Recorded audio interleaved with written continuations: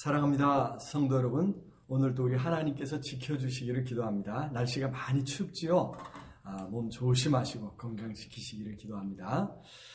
사도행전 6장 3절 4절 말씀 읽어드리겠습니다. 형제들아, 너희 가운데서 성령과 지혜가 충만하여 칭찬받는 사람 7을 택하라. 우리가 이 일을 그들에게 맡기고 우리는 오로지 기도하는 일과 말씀 사역에 힘쓰리라 하니. 아멘. 유대인 남자들은 1년에 3차례 6월절, 7.7절, 수장절에 반드시 예루살렘 성전에 모여야 했습니다. 그러나 이스라엘이 망하고 난 뒤에는 세계 곳곳에 뿔뿔이 흩어져 살아야 했지요. 그래서 예루살렘에 가는 것은 극히 어려워졌습니다. 예루살렘에 가는 것은 평생의 소원인 경우가 많았습니다. 아예 예루살렘에서 성전 곁에서 생을 마치겠다는 그런 사람들까지 있었다고 합니다. 그런데 그렇게 예루살렘에 왔다가 복음을 듣게 되었습니다. 명절에 예루살렘에 왔다가 복음을 듣고 예수님을 영접했던 것입니다. 그리고 즐거운 마음으로 함께 모이기를 힘썼습니다. 자, 여기까지는 좋았는데 그렇게 많은 사람이 모이다 보니 우선 당장 먹을 것과 들어가 살 거처를 마련하는 것이 큰 문제였겠죠. 그래서 바나바처럼 자기 땅과 집을 팔아서 내놓는 사람도 있었던 것입니다. 그렇게 필요한 것을 채울 수 있었습니다. 하지만 또 다른 문제가 생겼는데 예루살렘 공동체의 갑작스럽게 규모가 커지면서 이런 사람들을 먹이고 함께 사는 일에 많은 힘과 시간이 소요되었던 것입니다. 처음엔 사도들만으로도 충분했을 것입니다. 그러나 갈수록 사도들이 감당하기에 벅차게 되었습니다. 구석구석까지 고루 손이 닿지 못했습니다. 미처 돌아보지 못하는 사람들이 생겨났던 것입니다.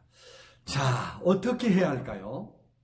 그때 사도들은 이제는 자신들이 감당할 수 있는 문제가 아님을 깨달았습니다. 자신들이 붙잡고 있을 문제도 아님을 깨달았습니다. 그래서 이 일을 함께 나눌 사람들을 세우기로 했던 것이지요.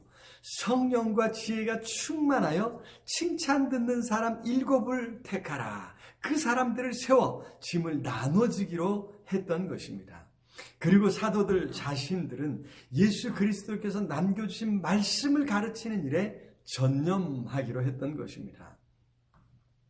자, 여기서 중요한 것은 교회가 끝까지 붙잡아야 할 것과 그렇지 않은 것을 구분하는 것입니다. 사도들은 자신들이 끝까지 감당해야 할 일과 그렇지 않은 것을 구분해내었습니다. 자신들이 하지 않아도 될 일은 과감히 내려놓고 도움을 청했던 것입니다. 교회는 역사 속에서 자주 중요하지 않은 일, 비본질적인 일에 시간과 힘을 낭비하려는 유혹을 받아왔습니다. 그런데 그것이 문제가 될 때마다 교회는 끊임없이 본질을 찾고 정말 중요한 일을 찾아내는 이 일을 계속했던 것입니다. 개혁주의 교회라 하는데 이 말은 그처럼 교회 말씀으로 돌아가는, 본질로 돌아가는 운동을 말하는 것입니다. 오늘날 코로나19라는 유례없는 사태가 세계를 뒤흔들고 있습니다. 특히 사회적 거리두기를 해야 감염 확산을 막을 수 있고 그래야 우리의 건강을 지키고 우리 공동체를 지킬 수 있는 이런 상황을 맞이했습니다. 이런 상황에서 우리는 그동안 교회가 중요하게 생각했던 가치들을 재점검해야 하는 상황에 놓인 것입니다. 거리두기를 하면서 과연 어떻게 초대교회부터 계속해왔던 사랑과 선행을 격려하는 이 일을 할 수 있습니까? 우리가 고민하며 복음을 따라 살려고 할 때 성령께서 지혜를 주실 줄로 믿습니다. 어려움 속에서 더욱 교회됨을 회복하고 교회의 사명을 감당하게 되기를 우리가 힘써 기도해야 합니다. 그런 교회로 세우도록 함께 힘을 모아야 될 줄로 믿습니다.